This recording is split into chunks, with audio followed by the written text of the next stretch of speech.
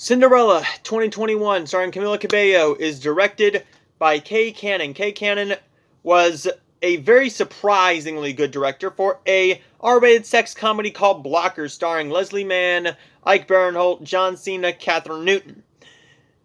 This is her second directing credit. And this is a musical starring Camila Cabello that was supposed to go to theaters, but then for some reason, Sony sold it to Amazon.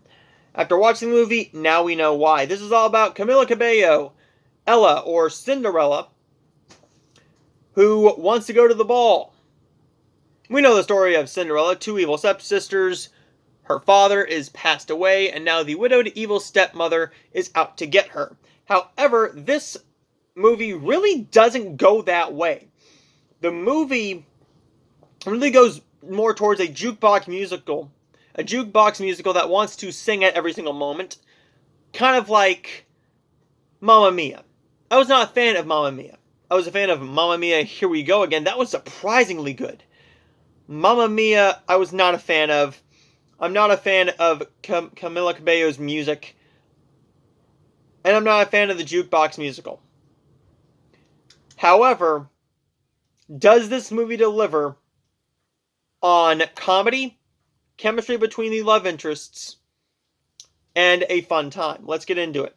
A modern movie musical with a bold take on the classic fairy tale, our ambitious heroine has big dreams with the help of her fab godmother. She perseveres to make them come true. She wants to be a dress designer. She wants to be a big old fashion designer creating dresses, and she meets the prince one day in town, and now we have Cinderella.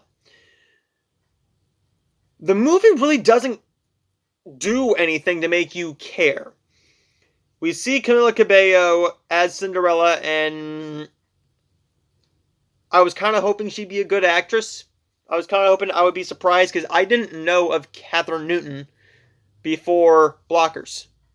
I didn't know of Geraldine before Blockers. Two very good talents, by the way. Love them both. Camila Cabello we knew of because of her Havana song and her relationship with Shawn Mendes. But besides that, I know nothing about Camila Cabello. I knew she was in Fifth Harmony. She left the group to become a solo artist, and now she is one of the most popular artists now. Cinderella is a garbage movie. However, it's fun garbage. This movie really does deliver a lot of fun. Laughable fun. Nightmare fuel fun. Particularly James Corden. Why does James Corden have to be in every single musical? Cats, for instance. He didn't need to be in Cats. I thought he was a very good addition to Cats. The Prom. That god-awful musical that I had to sit through on my birthday. I was really hoping it would be good. Instead, I had to sit through garbage. Cinderella is not the worst movie of the year. It's not even in the top 10 worst of the year. I think this has redeeming qualities that are not good redeeming qualities. The flaws with the movie include the awful auto-tuning, Camila Cabello's awkward performance, James Corden's abysmal performance trying to do comedy, the script, and the awful attempts at humor. The movie is not funny. It is not fun in any way that it's trying to be.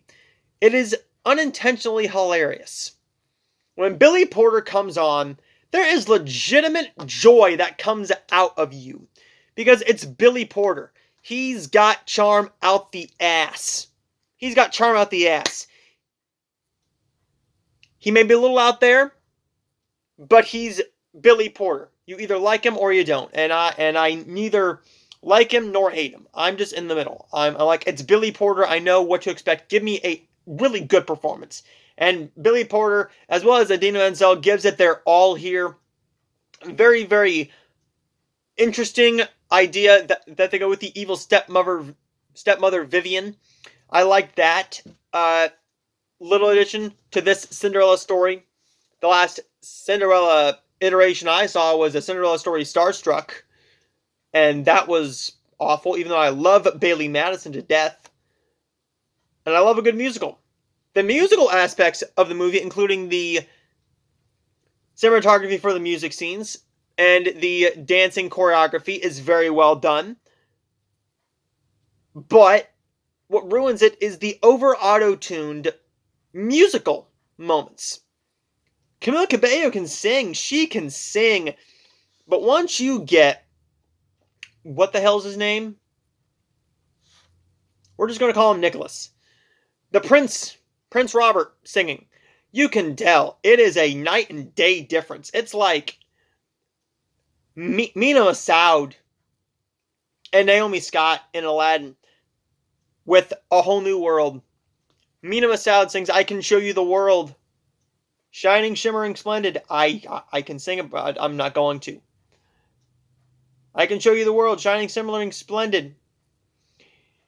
Then we get in Naomi Scott and we're like, there's the real singer. You did a good job, Mina Massoud, but let the pros do it. Very good singer, but once you get somebody who can actually sing, then they just overshadow you. And they do this multiple times throughout the movie. The movie doesn't know really what it wants to be. It's nightmare fuel for kids, particularly with the ride home, the rushed ride home from the ball, which, by the way, she gets her dress and meets the fabulous godmother 45 minutes into the movie, and we still have an hour to go. So we spend a little more time at the ball, which is good, but the ball isn't all that interesting. There's not all that much drama or tension between Cinderella and her stepsisters, nor the mother.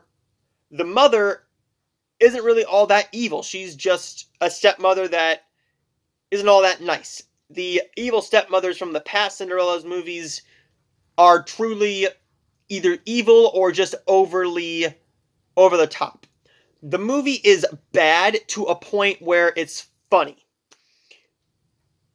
However, I had a fun time with it. I was texting my one friend and I'm like, oh my gosh, this just happened and I am laughing.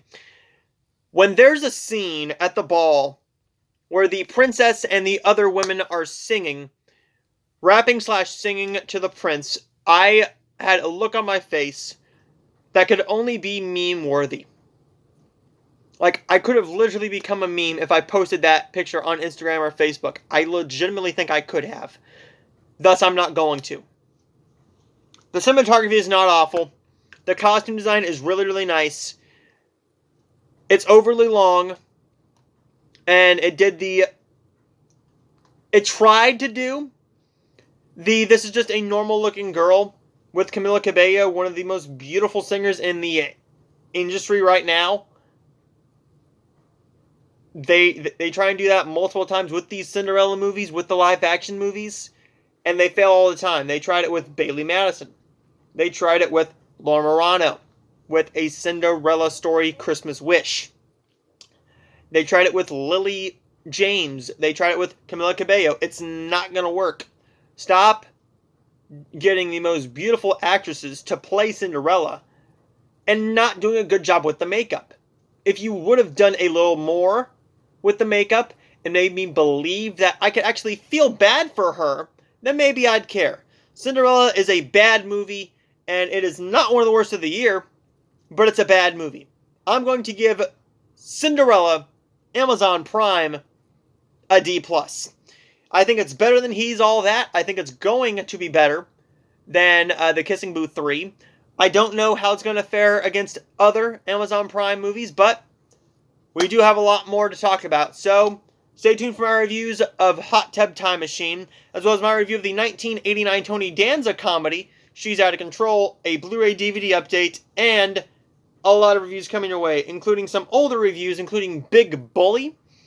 I will have a review of the new Hallmark movie, Journey to My Heart, or Journey of the Heart. I can't quite remember the title. As well as a Vineyard Romance from Up TV.